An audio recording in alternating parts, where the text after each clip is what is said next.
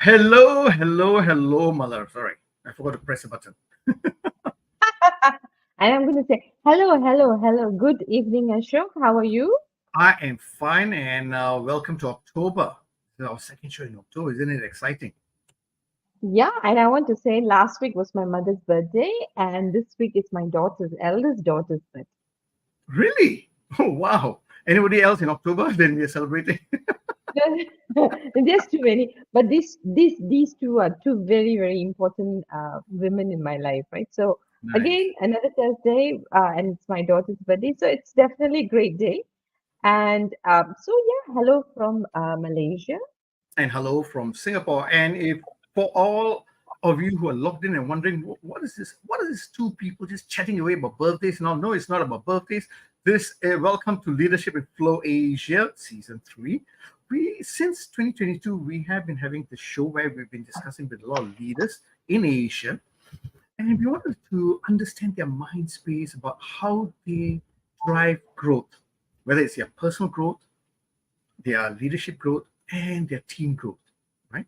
And we've got a lot of nuggets from them, and we've got to know their not only their leadership space, but their insights, and we have grown a lot from that. So welcome to Leadership in Flow Asia, and Muller. Today we have also another interesting leader that we're going to be having a conversation with. Yeah, and I think the topic is very interesting because we're looking at how to fail forward. I mean, we don't even like the word failure, but now we are Mhm. saying fail forward for sustainable success, right? And That's right. yeah, go ahead and introduce our wonderful speaker. Okay, I will. I will. Okay, so I need to give you a little bit of context. I met this beautiful gentleman, right? Tim Newenham, a couple of weeks back, about a month ago or so, and it was in a athletic arena, and we were having a conversation. I was very curious about what drives him, what motivates him, because he's an athlete, and from a very young age, he's always been also helping uh, athletes with disabilities, and he's a coach, and he's also a director. Right, currently he's a director of performance and pathway for para sports in Singapore. But interestingly, he has also been in Oman, where he's been an advisor for sports performance, and even in Malaysia, where he's been involved in driving performance for athletes. And and with a short time I had with him, I said, "My God, this guy is such a leader, an influential leader, and he will be fit for our show." So I had to ask him, and I'm so grateful. Tim said yes. So let's bring him on. Yay, let's bring him on because I think he's got a lot of wisdom to share. Hi, Tim. Thanks for the introduction. Wonderful. A pleasure to be with you. And thanks very much for inviting me. I think it's a great opportunity to share some ideas. Yes, it is. It is. And we are looking forward to learning from you. You know what? I'm going to kick off straight away. Let's have this conversation. Unless, Mala, you have something you're asking about his birthday, like how last week we had Jason's birthday. No. It's April. Yeah, I It's think April. It's April the 1st. I'll get that out of the way now. So Okay. April April 1st. the 1st. April the 1st. I'll get it out of the way now. And you're not joking about it. Okay. No. Okay. All right. So, Tim, thank you very much for saying yes. I'm going to shoot out to you, right? Tell us about your role in preparing athletes in para sports. Let's start with that first. Give us a little context around that. I think I've got the best job in the world, to be honest. I've got the privilege of working with Singapore Disability Sports Council, colloquially known as SDSC. That's how most people know it. And the job is Director of Pathway and Performance. This is to help athletes, people in across all sports who have started in sports, who have some experience in the different things that are on offer in Singapore. And then they've shown an interest in progressing, and they have the potential to progress as well, to perhaps go on and represent Singapore. So the job is really a leadership role with a fantastic, talented team of Singaporeans around me who provide the leadership for pulling programs together and pulling staffs together from different parts to help athletes. I'll give you an example.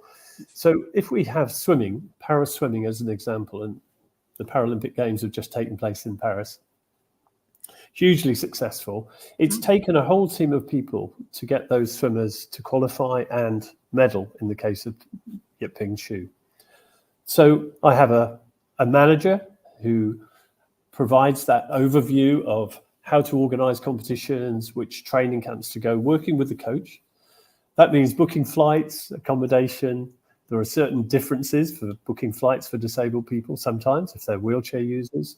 Even the batteries on power chairs have to match the safety certificate to the satisfaction of the pilot. Okay, there's a lot of things going on behind the scenes.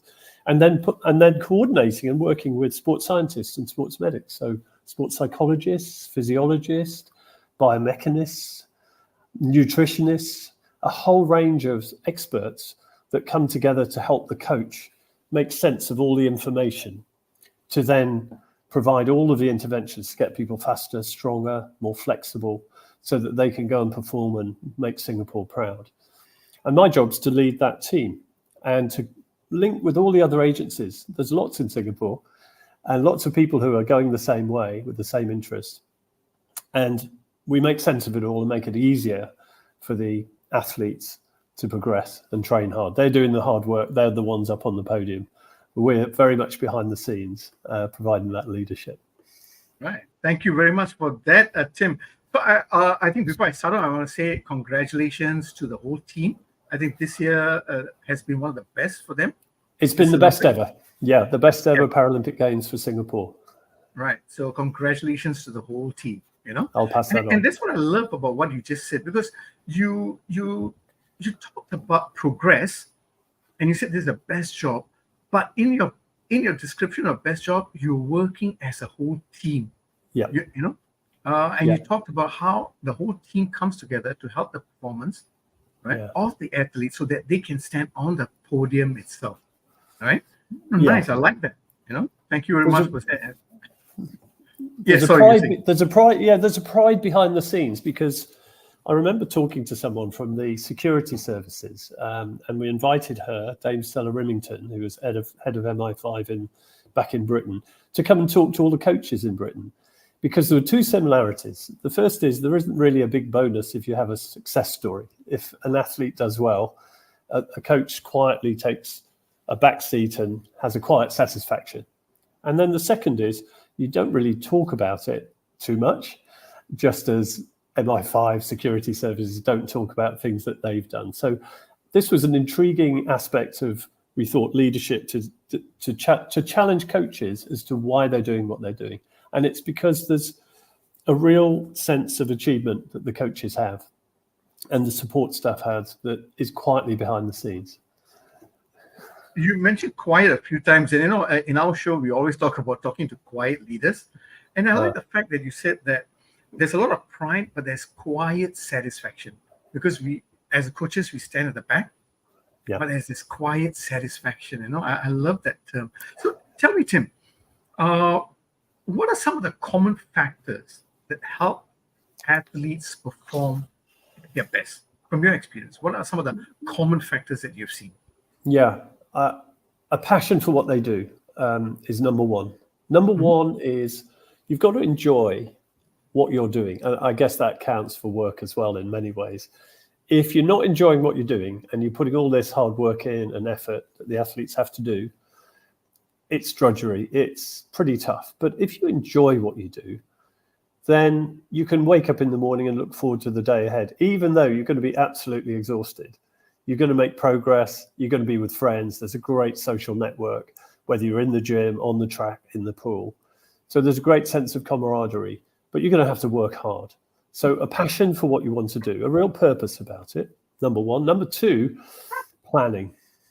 Every single successful athlete either does the planning themselves or has someone around them, has a team around them to help them plan, so that they have a goal and they can measure progress towards it.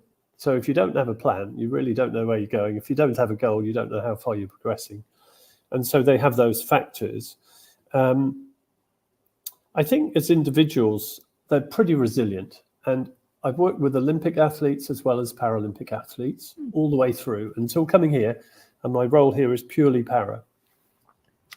And I think I would say that as a generalization, para athletes, disabled athletes, demonstrate more resilience on average. And that's because I think, they've had a pretty tough time in many cases navigating life, whatever their disability is.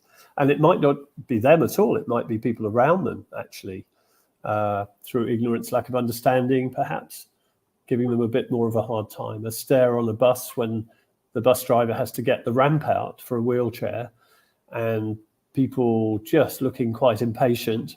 Those subliminal signals, those little signs, are picked up by the disabled athletes getting on the bus, and they have to be quite resilient against the feel, perhaps, that they've held people up. They don't want to hold people up, but they have to be resilient. I'll give you an example of one of our para-athletes has a guide dog, and not many people in Singapore have come across guide dogs. There's only 6, I think, in the whole country right now. And so, not surprisingly, a lot of people stop the athlete when they're in a mile, for instance, and say, you can't have the dog in here. And they're quite right. Dogs aren't allowed in miles, except for guide dogs. And guide dogs are literally the eyes and the sensing of the person who's blind or visually impaired. And so I think the resilience and patience shown by the para-athletes is at a higher level generally after years and years of building up and working through their lives and their goals. So this bounce back ability is at quite a high level. And I'd certainly look for that in athletes as well, because they're going to have setbacks, and we'll help them through those setbacks. But it's a great help if they've already learned the lesson of life. You keep going. You never, never, never give up. And I'd say on average, we've got a group of very resilient disabled people in sport in Singapore who are striding forward. Nice. Thank you very much. So let me just get that right now. So what you're saying is, what are some of the common factors? I noted down as 3 P's. One was your passion, right, for what you do, planning and making progress. I put that together, and patient resilience. Yeah. Because that's what you mentioned. You said the disabled athletes tend to be more resilient. It also because they are patient enough. Yeah. Because of what they're going through. So it's patient resilience. No, I like that. Thank you very much for that. I'm going to send you to Mal, but I have one question around passion. Yeah. Right? I know we all talk about passion is an important ingredient and all that, but you can measure passion at different depth levels. You can have really deep passion, but sometimes you may not know whether you have that passion. Maybe it's an interest first. Can that help? Yeah. No, you're right. For young children coming into the world of sport for the first time, brought by their parents or caregivers, they might not have that love of sport yet because they haven't experienced it thoroughly. They might have just touched on it, perhaps, hopefully at school, with the fantastic PE teachers in the special schools that provide these varied activities and have that expertise, and in the mainstream schools where people with disabilities and varying disabilities are integrated. And hopefully those PE teachers have the skills as well to integrate those lessons, differentiate, and provide lessons that cater for everyone in the group. I hope that happens. It's tricky. It's difficult. It's not easy. But I know there's some great PE teachers out there doing just that. That might be the first experience at school. Hopefully it's a good one, because we do know that the first experience is often the thing that decides whether someone carries on with sport and physical activity. And that's for able-bodied as well. So when they come to us, or we give them their first experience outside of the school experience, we want them to really enjoy it. We know that they might not love it to start with because they haven't experienced it, but we want that first time that they come to us or to any of the other agencies that provide it to be really enjoyable. That's number one goal. Make it fun. We want them to turn around to their parents, caregivers, and say, I'd like to go back. I'd like to do this. And we can help them develop that love of sport and activity, because not only does sport in itself give you that sense of satisfaction, but it's the byproducts of doing sport that help as well. It's the teamwork. It's working in a team. It's self-confidence. It's communication. It's all of the things that help with life skills that you can learn through sport. So we're very well aware that these skills are learned through sport as well. And in the para world, there's another factor, and that is that there's a potential in some cases depending on the disability, to help someone become a little bit more independent physically. So independence mentally, to be self-reliant, self-sufficient mentally, and take pride in what they do. But equally, physically, it's possible to gain extra strength, to perhaps be able to get out of bed on your own, whereas some youngsters can't do that yet. So helping them with strength work, flexibility work, endurance work, so they can breathe more easily when they're moving around. So there's byproducts of sport itself, which we do need to get the message out to people. Look, this is a good thing to do. It's going to help enormously. And then we're not talking about competitive sport here. This is just an enjoyment of sport and physical activity, non-competitive, but really enjoy it. And then people understand it and get the love of it and the passion. Nice. And Tim, what you just shared is not just about for athletes or para-athletes. It's actually a life lesson that you just shared with us, because even if you have an interest in any new hobbies or tasks that you want to take on within the corporate space or individual space, what you've just provided us is some steps. The first one is really go and have fun. Make it have fun. Do you enjoy it? Get the experience right. And then understand the life skills that you learn together from a team's point of view, because it helps you build that independence. So I like that there are other life lessons that you can learn from here, not only through sports, but whatever you just said can be condensed to even picking up a new habit or learning a new skill. I'd just like to clarify the word fun, because when I came to, first of all, Malaysia, and then Oman, and now Singapore, I did a bit of work in Saudi Arabia as well, but never moved there. I found that certain cultures, certain places see the word fun as being very frivolous, wasting time unnecessarily, not focused on getting a job, fun. But the fun, of course, in sport is to get better. And there's the big lesson. Do you want to be better tomorrow than you are today? Now, people aren't always competitive against other people. That's absolutely fine. But we do find quite a few people enjoy the camaraderie and social of getting people together, sometimes with disabilities, sometimes the friends don't have disabilities, mixed groups, but most quite enjoy some form of feeling better about what they do. So this fun becomes progress at whatever level, just hitting the ball a bit better, just catching it and throwing it a bit better, just moving the wheelchair better, or being more confident if you're visually impaired to move around. And then it extends into the world of pathway and performance, where fun is doing the best you can in the circumstances on a particular day in a competition. And the fun is in that excellence in planning, the excellence that you exhibit in the gym, the excellence when you're working with these practitioners like sports psychology to really focus and really practice the skills they're giving you. So the fun becomes a real challenge, a personal challenge and a personal journey. It moves on to that level for some people. Right. I like the way that you brought fun in from a totally different dimension, for me at least, because you talk about fun as a progress and then how to build expertise, and having fun in that way. Thank you very much, Tim. So I know Mallory wants to have fun, so I'm going to leave that open for her to have some more questions for you. Mallory. Thanks, Ashok. You love doing this to me, don't you? Yes, I'm having fun. Yeah, I can see that. Thank you, Tim. Actually, I'm not a sports lover. I've never enjoyed sports, and you make me regret it. Good. But I'm pleased. Yeah, and I'm glad at least my son is enjoying sports. But really, I think there are two major, for me, what I'm taking away is two major words, the word resilience and enjoy, right? Why resilience? Because even though you're talking about, sports for the disabled group, and how life is generally difficult for them, right? So they are born into a space of survival where they need to be resilient if they really want to survive through, right? And there's so many lessons of resilience that we can actually take from that. And I absolutely loved when you defined fun, right?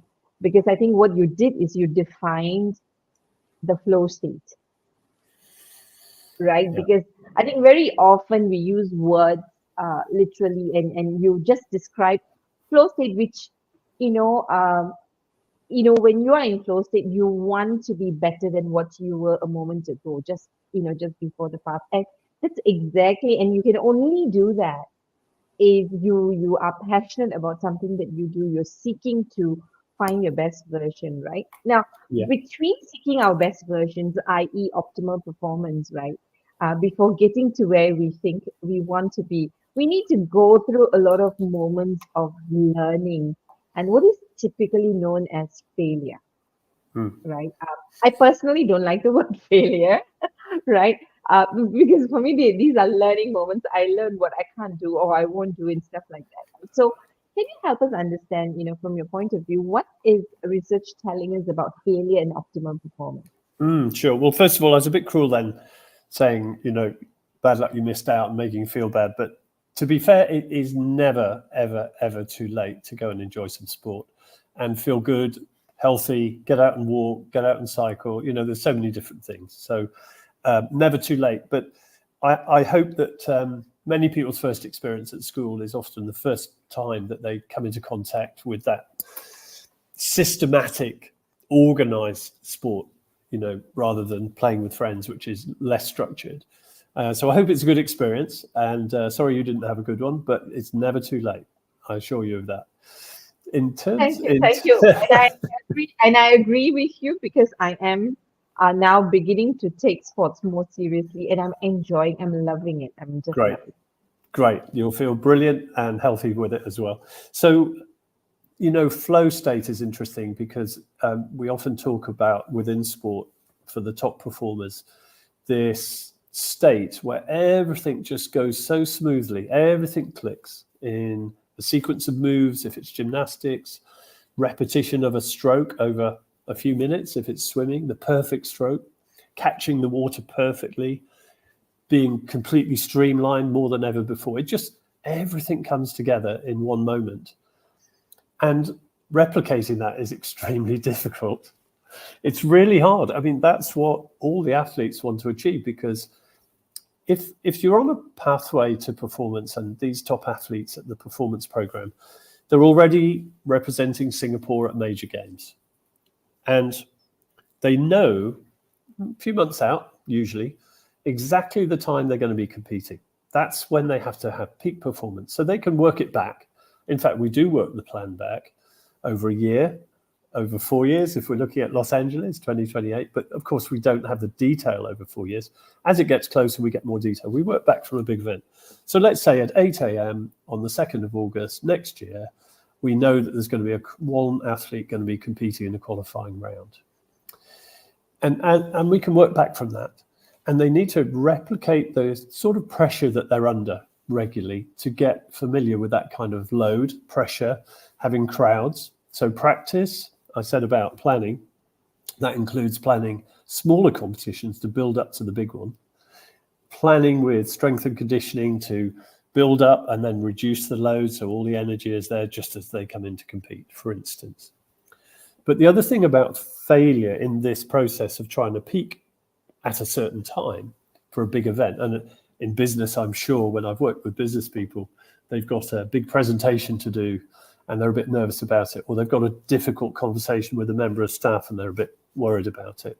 They know when it's going to be and it's building up to it. It's the same process. Planning is the key and working back from the big event to build up to it. So getting into your peak performance, you can do by a number of things, but there's one thing for certain: you won't do a peak performance unless you push yourself beyond what you're capable of doing right now. So there are times if you play safe and you play within your comfort zone, you will get what you've always got. That's the level of performance. So in training, let's take a diver, an able-bodied 10-meter board diver. You've seen them at the Olympic Games where they do the fantastic somersaults and twists from 10 meters up in the air and land perfectly without a splash if they get it absolutely right. So they would practice that on harnesses, rigs, so they don't hit the water at 53 kilometers each time. They will practice so that they land on foam, on mats, and their fall will be broken by rigs with elastics, for instance. So they'll practice and practice and practice and practice, but you get more points if you become more adventurous. So if you do a standard somersault with a twist, which is relatively easy for them, it's a low tariff. You're not going to get a big score. You cannot get in the medals. It's impossible. You could do a perfect one. You won't get in the medals. So you have to push yourself to more adventurous and more complex moves. And when you're learning those moves, you're going to fail time and time and time and time again. You'll land on your back, on your front. Remember, this is on a mat where you're lowered down at the end. You're not hitting the water to injure yourself in practice. But you'll have to fail and keep failing until you learn the correct timing. And this word failure is very interesting, isn't it? Because without failure, you cannot make it to the top level in sport at all. There's no way. And your failure will be from trying and trying to push the boundaries, pushing yourself further than you've gone before. And you won't perfect it first time. There's no way of doing that. So the environment in which you create as a coach, as a director, the support staff around has to be one that failure is where you learn the most, because you're going to progress when it matters for the big event. This is all behind the scenes failure, if you like. And then hopefully you've failed enough times to actually, and it could be 10,000 times, you've failed so many times that you're now beginning to perfect a move, for example, in diving, but the same applies for most other sports. And so you'll then come out on the 2nd of August at 8 a.m., having had a year of this, where you're physically fit, you're mentally prepared, you're in the zone, in flow, and you've perfected very advanced moves that will challenge you. And that will get the top score, and that will get you where you want to be. I hope that makes sense. I won't say it doesn't make sense, but that's a lot to take in for one question that I asked. So I mean, I love. I think it's not difficult to understand that, you know, you fail and fail and fail until you succeed. You know, we talk about, you know, the number of hours you need to try before you get to. So I get the 10,000 hours, right? But what I'm curious about is that there are people who say, for example, for conversations that we talk about the 10,000 hours, right? Some people put in the hours and find their optimal performance. Would you also agree with me that if you tried without a strategy or a plan, then you could do the 10,000 hours and not come out a winner? Absolutely. Right? So what would be the difference? Because I just think it's not just about trying hard, as you're talking about it, but there's obviously with every trying, I suppose, you know, I'm reflecting, I'm observing, I'm you know, paying attention to how my body feels. There are a lot of things that comes together, right? So perhaps you can enlighten us a little bit about, you know, I don't want to just fail for the sake of failing, but I'm failing to learn. So what does failing to learn look like? Sure. A couple of things. The first is the reference to the 10,000 hours, 10-year to perfect something, to become expert at something, came from a researcher, Erickson, who actually said, in addition to that, that you have to have purposeful practice. It isn't just practice, it's purposeful practice. And that means it's with intent, focusing on a certain area, and with feedback. So you're absolutely right. You put the hours in practicing without that feedback, usually from a coach, can be from sports science. As an athlete, you might be drilling in the wrong things. So it's a purposeful practice. That's the first thing to say. The second is the research from neuroscientists also say that the time when you learn the most is when you're failing. Because the neurons, if you can imagine the skull caps that you see on research articles and features that's linked to the brain activity, the brain absolutely lights up when you fail because it annoys you, it bugs you. You're searching for why that happened.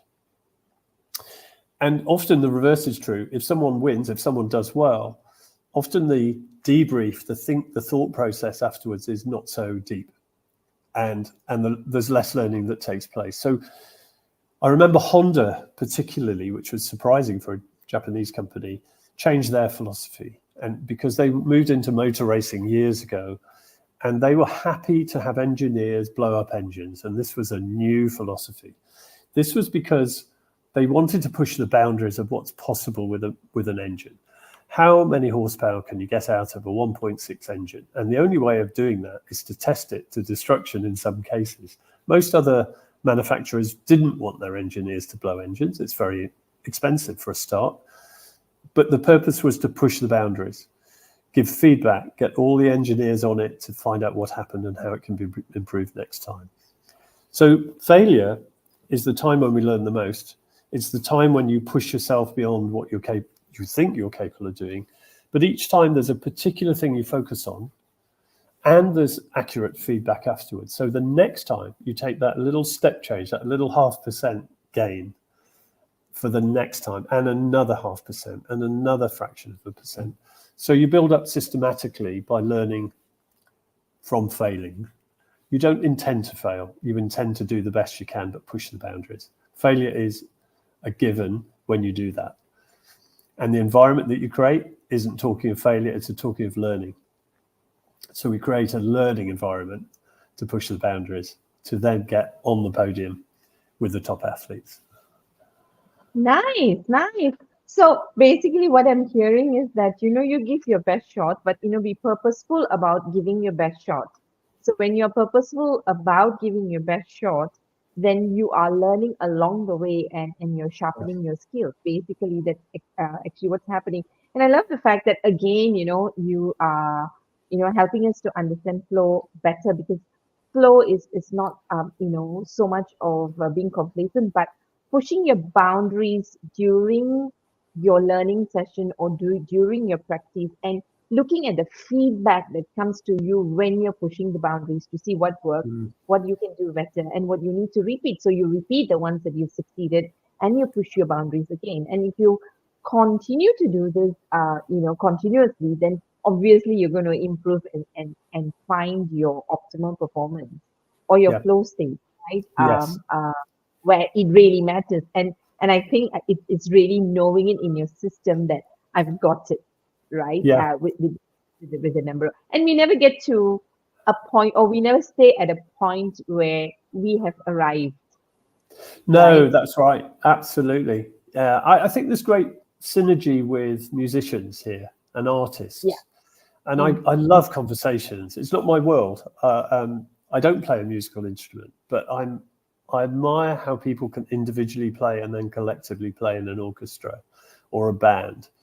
And when they play in front of thousands of people, you can see the enjoyment. They're in that state of flow. They're not concentrating on the chords. They're not concentrating on the musical instrument and focused on it at all.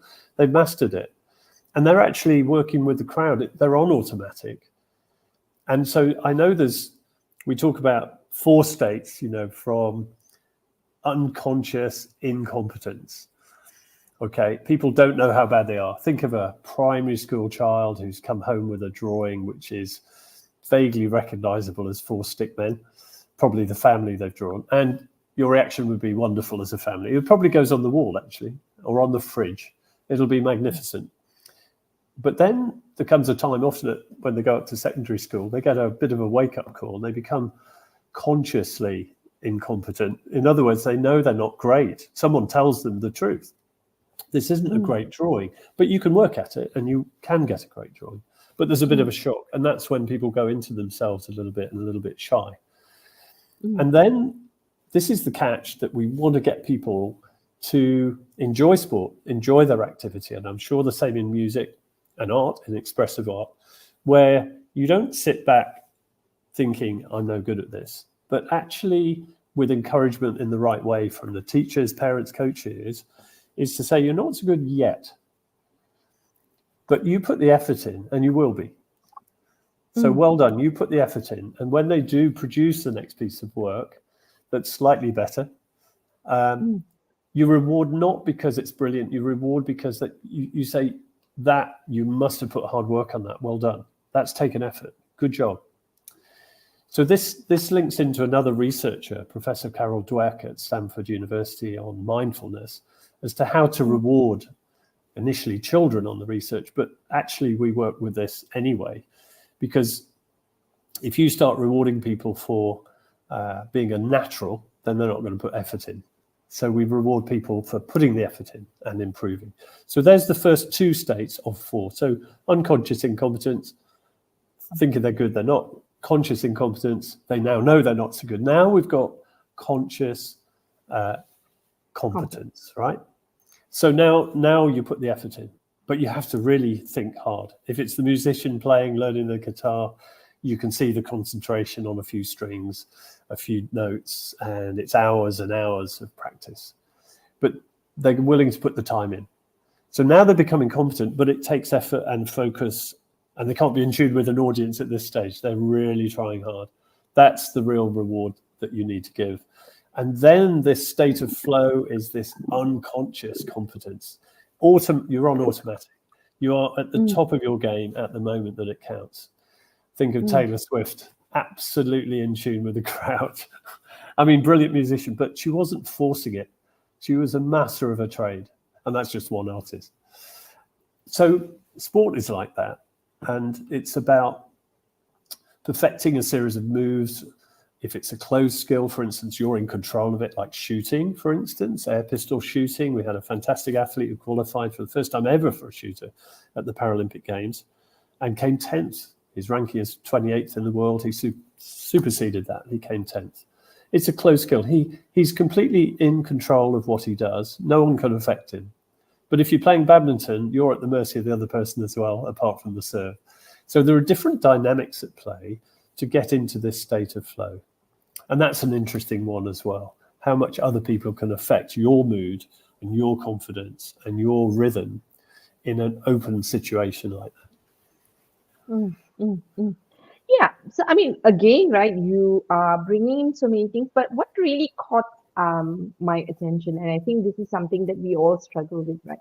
Because one of those things that you said, which is mind-blowing, mind-blowing in the sense that, you know, how our brain lights up with failure. And I'm making that connection to say that when we fail, we experience negative emotion and it lights us up, right? And as human beings, we hold on to negative emotions, whatever that's known as the unpleasant. I'm going to use the word unpleasant, but the unpleasantness of failing or not achieving, right? And then what I also know is that when unpleasant emotions are activated, we begin to focus better because we want to correct that, right? That's a connection I'm making, which is fantastic. But you know, when we talk about unpleasant emotion, we can either use that to push us forward or not, because general crowd will say, "Oh my gosh, I tried so hard. I'm disappointed. You know, this is no good," right? So, what's the major difference that you see in a player who keeps pushing the boundaries despite the unpleasant emotions that comes with failure and the rest of the work? I think this is the most difficult part of all for athletes to master, and it's this ability to be objective, not subjective, with feedback and how they've performed. So one of the tricks of the trade is to say to an athlete, if they've, let's say, take this air pistol shooter again, over 10 meters. Let's say he shoots an 8 and the pellet goes about 7 o'clock, as if we're looking at a clock face, and it's an 8, not a 9, not a 10. So he's not happy. Either he can get emotional about it and be annoyed with it and then think, I must get the next shot in the 10, or I mustn't miss the 10. And both of those would not get him back on the process of getting a 10. So the trick is to say, okay, imagine yourself in a helicopter looking down at this person who is a pistol shooter, and you've just watched that person shoot 8. What would you say to that person? So that gets the athlete thinking about what he has to do in a dispassionate way. No emotion. It's emotionless. It's emotionless analysis of what's just happened and what needs to happen next. Maybe adjust the sight, maybe adjust the gun hole position. Whatever the technical thing is that person has to do, that's what you focus on and get on with the next shot. So you try and take the emotion out of situations and looking down from above on yourself, as it were. Because I get triggered when you say emotionless because I'm full of emotion. So I'm just going to go with this so that I settle down with my trigger of not having emotions. I find it, I mean, for me personally, it's challenging because when you want to do something so well, when you're so passionate, Yes. that actually, gives you a lot of emotions. The emotions are the result of how attached you feel to want to do well, right? And so what you're saying, for me in my head, are more than emotionless. It sounds to me like you stay attached to the process and detached with the outcome, Very much right? so. It is that. It's a skill that's very hard to learn. It's the thing that foxes athletes more than anything. It's very hard to do under pressure. So we practice with athletes when there's very little pressure. We might put a Right. little bit of pressure on them, but believe me, when you go to a big competition and everyone's watching, there's a lot of pressure. So in the case of the pistol shooter, if they're emotional and excited, their heart rate's going to go up. And every time the heart beats, the gun actually moves off the target. So the faster the heart rate, and it could be just standing there, it could go up to 150. Resting heart rate could be 60, 70, 80, round about that range. And this is a real example. So it can go up to 150 just by thinking about it. So now your gun is going to be moving a lot because the heart is beating fast. So there has to be a way of controlling the emotion. You want a little bit of excitement and the enjoyment, but if you have too much of it, then your strength from getting this adrenaline rush becomes a weakness because it's too much. So the skills that the sports psychologists teach, and it works with actors, musicians, any businessman, as we said earlier, giving a speech, having a difficult conversation with an employee.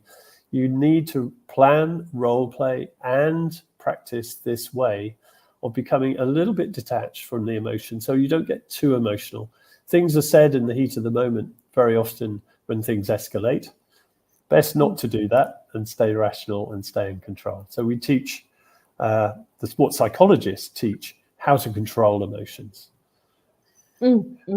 So basically, what I'm hearing, again, is that you're basically helping people by managing their state, by staying mindful so that you don't, because outcomes are very future oriented, mistakes are very past oriented. If I stay now, I stay grounded with what's happening, that's when I can actually observe and look at what I can do better by staying present.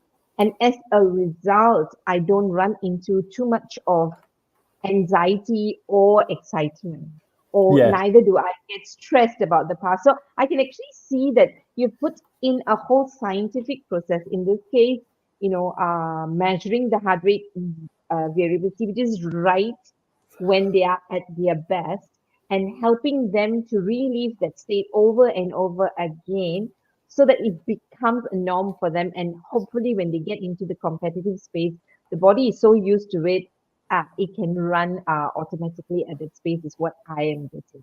Exactly. Wow, Exactly. that's a lot. I am going to pass it on to Ashok because otherwise I'm going to use the next 15 minutes just to ask a few questions about this. And I'm already watching Ashok saying, thank you so much, team. I think this is probably the best explanation that I've heard on flow. So brilliantly put. Thank you very much. Yeah, no, thank you very much for that, Tim. I've been taking notes and I'm enjoying this conversation. I'm like, okay, I think we need to meet up with Tim again in Malaysia, right? Yes. Okay. No, Tim, you know what? You've just given me. You've really encouraged me now to have fun failing. You've just really encouraged me to have fun feeling, because that's what you've said is, yes, it lights up my brains. It is true, and you said it's really about pushing the boundary and learning the most. And I love learning, right? Yeah. So if I see it from that point of view, hey, you know what? I'm making progress here. Yeah. And I need to do that. And you mentioned about replicating pressure, and you talked about it, how you replicate the pressure. And so therefore, you can have conversations about the emotions. So let the people understand, hey, you know what, this is how you're going to feel. So let's bring it up. Let you now become aware about it. And let's see how you can use that for your performance. So thank you again. To saying that. So what it tells me is this: there needs to be a shift, right? There needs to be a shift here. So the first shift that Chris and I have for you is, what is the shift that is needed in coaching so that people can have fun failing forward? What is the shift that is required then?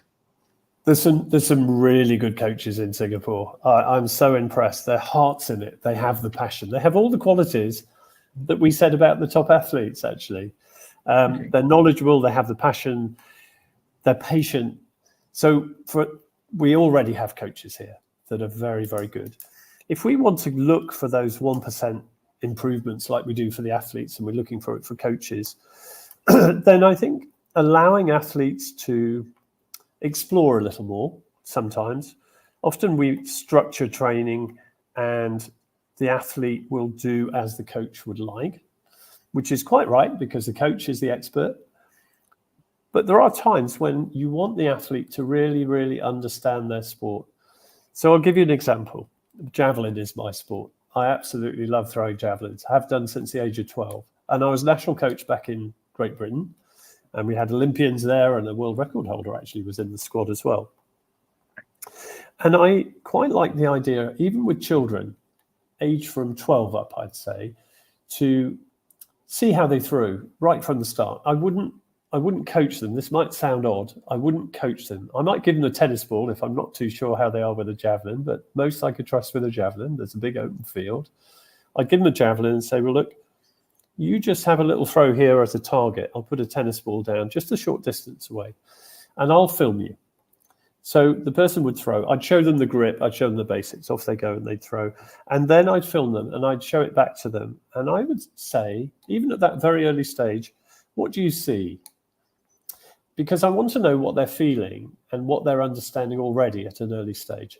So they might not come up with anything technical, but they might be surprised at seeing themselves on video. And they might sort of say, well, I think it went a bit high, for instance. So I'd say, okay, I agree. I think it did go a bit high. So here's what you do to take it lower to improve. Off you go again. And they'd have a few practices. And then eventually I'd film them again. And I'd say, what do you see now? And then I want to know if they can see an improvement and they'll feel good. And then I can move on to the next thing to coach and see how many things that they can improve that I give them to improve on and that they can spot in the video. That sort of feedback ties in with Erickson's 10,000 hours because I'm giving purposeful feedback. I'm giving the instruction. I'm not abdicating my responsibility as a coach, walking back saying, you get on with it at all. It can be misinterpreted as that, I suppose.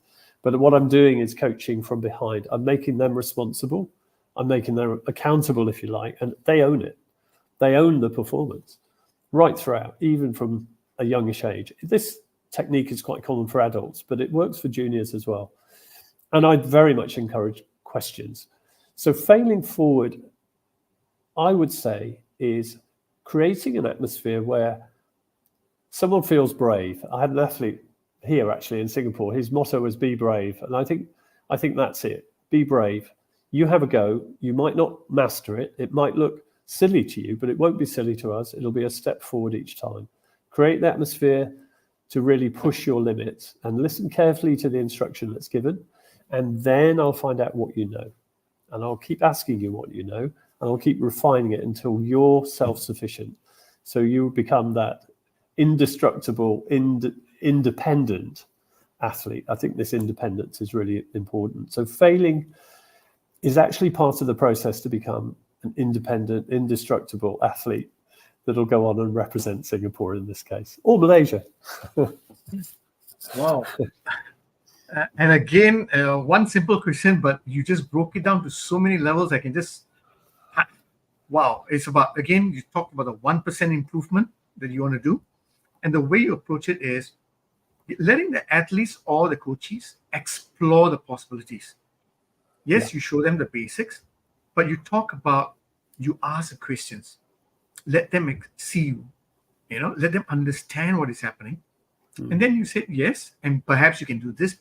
You give them the advice accordingly, and let them keep practicing, and then you see the progress in the improvements.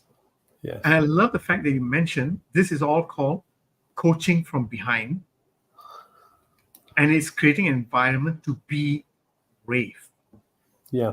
Be brave. To be brave, to fail forward, to take the steps, to have fun, to enjoy, to learn, to get the bulb lighted up in your head and all. Wow. Thank you very much for that, Tim. Pleasure. I'll give you one more example at the other end, not high performance. This is a girl who I happened to bump into, and she had cerebral palsy, which means she has sticks and she has a very ungainly, jerky walk. Her legs may give way. She's not very well coordinated. She was aged about 32, I believe. And I asked her what sport she did, and she was shocked. And she said no one's ever asked her what sport she does. She doesn't do sport. Okay, but she goes to a gym and she enjoys training to become a little stronger, a little better coordinated. And I was intrigued as to how she first went into a gym. And she said it took us, I think she said it took her weeks to pluck up courage to step into a gym. And I thought, of all the achievements, we look at gold medalists and world champions and people improving and representing their country. But I have to say, when we strip it back, that's an equal achievement for someone a female in this case, to go in on her own. She wanted to go in her own, not with someone to help her, and set foot in a gym. You can imagine a mixed gym. There's free weights, there's weights crashing on the ground, there's lots of grunting and heavy breathing and everyone exercising. Great environment, but it's a bit scary as well for the first time. And in she went with her sticks and her ungainly walk.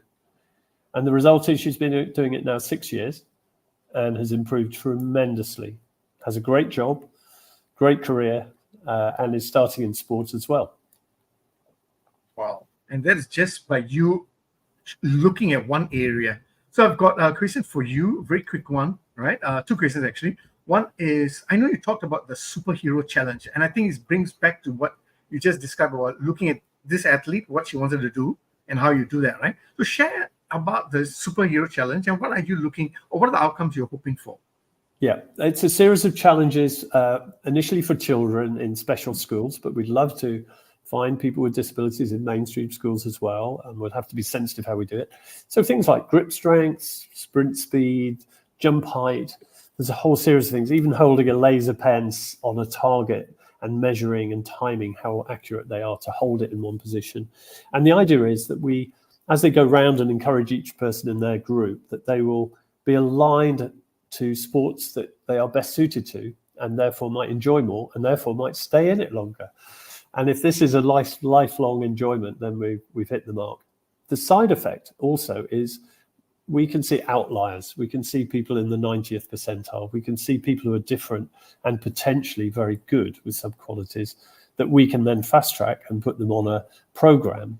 If they want to, if their parents are supportive, we can put them on a program to eventually, in a few years, hopefully perform very well internationally and get the trips abroad and all the friendship that comes with that. So it's all about identifying talents today in a fun manner. I'm going to say yes and no. I'm really emphasizing that talent is probably in the top 10%. We're not going out just to look for 10% because 90% of people are going to be very unhappy that they're not picked. We don't do that. It's for everyone. And I have to say a big thank you to Certis, who have sponsored it. They saw the value in it and they've sponsored it. So it's for everyone. Every single child can be matched to a series of sports, and then we help them find out where that sport is. It's not expensive, so hopefully that's not a barrier. And then they're encouraged to start those sports outside of school as well. So it is for everyone. The byproduct, we also find outliers, people with that extraordinary potential that definitely need to explore their sport. Otherwise, they'll be made ordinary by coaches and ourselves if we stick to a book. They rewrite the book. We find some people who are extraordinary, and we have to work around that and not make them ordinary by constraining them, let them experiment. Wow, I love that. I love that. Thank you very much for that. One more question that I have is about enjoying the process. Okay, share Yeah. with us the importance of enjoying the process and celebrating success. Success. Yeah.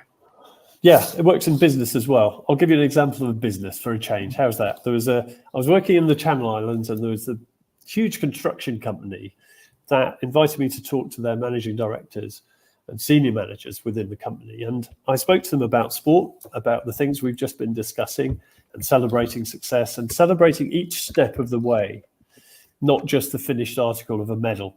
You'd be a long time waiting if you did that. So each progress. And actually afterwards, the chairman saw me and said, you know what, we're guilty of that. We do a topping out ceremony when the building's complete.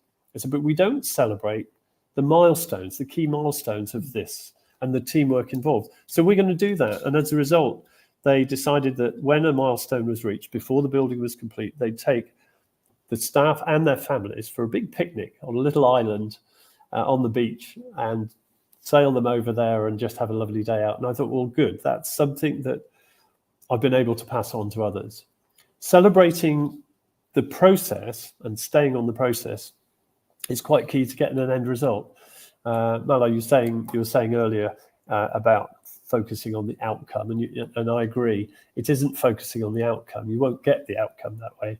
You get the outcome by focusing on the process. So therefore, you celebrate each little step. Maybe I'm a bit stronger. Maybe I'm a bit faster. I haven't quite mastered the art of what I'm doing, but I'm getting there, and I'm going to celebrate it in my own little way. Thank you. I know, Ashok, it's your turn, but I just have to ask this question, please. So, because I mean, I love the fact that we all on one hand agree that we should focus on the process and not the outcome, because that stresses us out, right? But if you look at, I'm trying to take this the wisdom from the school of sports science, right? To, because it's performance, there are a lot of things that we take from sports to say we want to apply this in business, Yeah. right? But Tim, and I, just looking at how we run businesses, right? We are often only focused on the outcome. Well, What would your one advice or what is the opportunity cost for us that we may not recognize, that we know it, but we keep going back to the outcome? Okay, everyone's judged on outcome, right? I mean, we're in, if you're in business, you're judged on the sales figures or constructing things. And so everyone is judged on the outcome. And in a way, we're judged on the outcome of the athletes. If they have potential to do well, let's bring it out. And we're judged on that. I'm saying that if you focus on the outcome and not the process, then you're looking ahead and you make decisions that aren't in the systematic way that is optimal to get the result. So the examples I've given in sport apply, I think, in business, but I wouldn't dream of talking about all the various businesses that you could possibly be in. I've helped a few. I've talked to Shell in Borneo and Generali Insurance in Guernsey. So there are similarities that people have seen in business and into sport. And with SDSC and Parasport, there are so many similarities. So staying on the process gets the result. Yes, you measured on result, but enjoy the process. And if you get the process right and reward the process, you're a step closer to getting the result. Don't wait for the result to give some recognition at least. It doesn't have to be financial, obviously, but just almost shift from extrinsic to intrinsic. If you can get people to acknowledge they've made progress, it doesn't actually require anyone else to acknowledge it. They know themselves.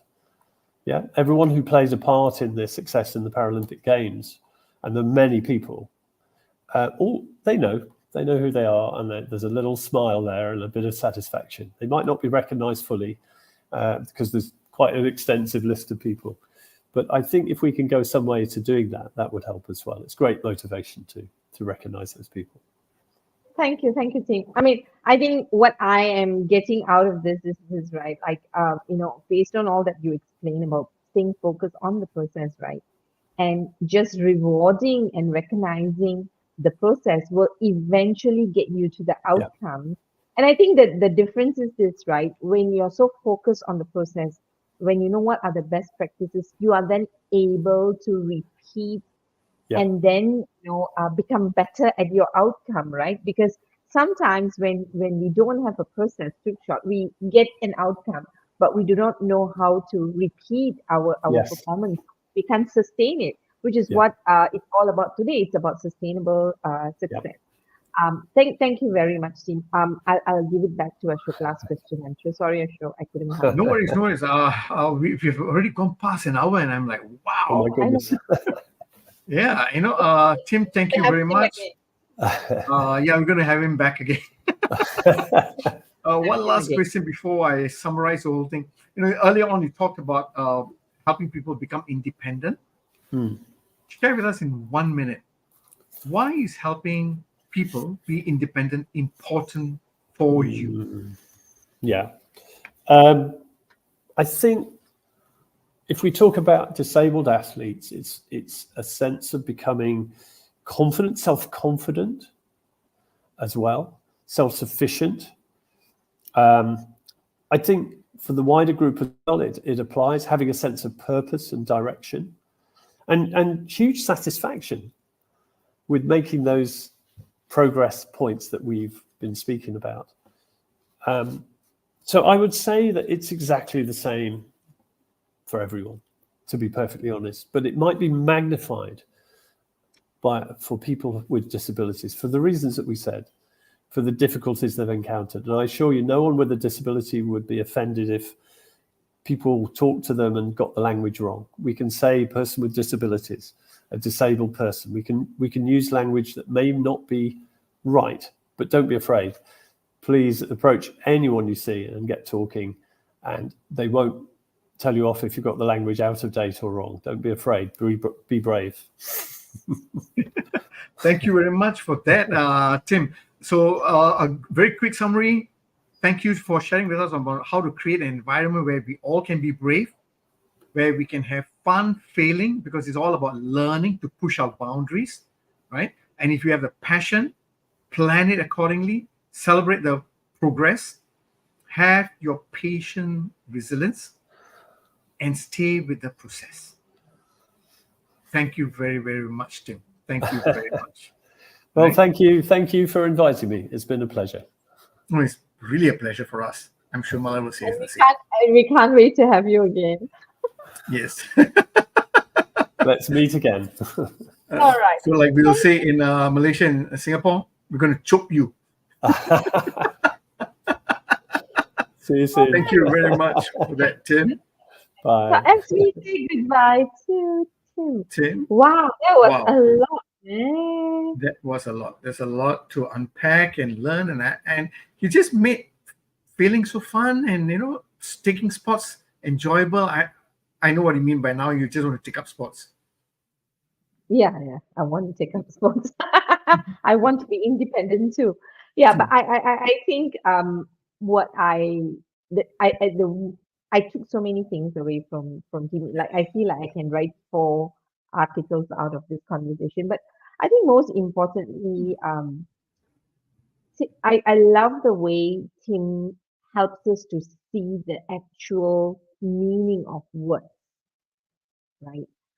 And that's mindfulness in action, right? That's being purposeful in action. And I think, and I hope all anyone who's listening today, watching, will really slow down to listen to all the wisdom that Tim had shared with us in terms of what happens in the sports world and how we can duplicate all of this as life skills for us. So yeah, it's been a very, very fulfilling session for me. Yeah, thank you once again, Ashok, for introducing and bringing. Thank you, Mother. We're not hold you back because we got your daughter's birthday. Plus, you got an announcement. Yes. Now, if you're joining us, if you're still with us, mark 13th of November for our upcoming Leadership Learning Festival, Wellbeing for Leadership Age. So look out for the ads and just sign up and register. And I hope to see you there in person. And yes, it is going to be in Kuala Lumpur. And yes, Ashok will be here too. Shamini as well. So it will be a time where you get to meet all 3 of us in Clueless perhaps. Until then, this is Maru signing off from Kuala Lumpur. And Ashok from Singapore. See you.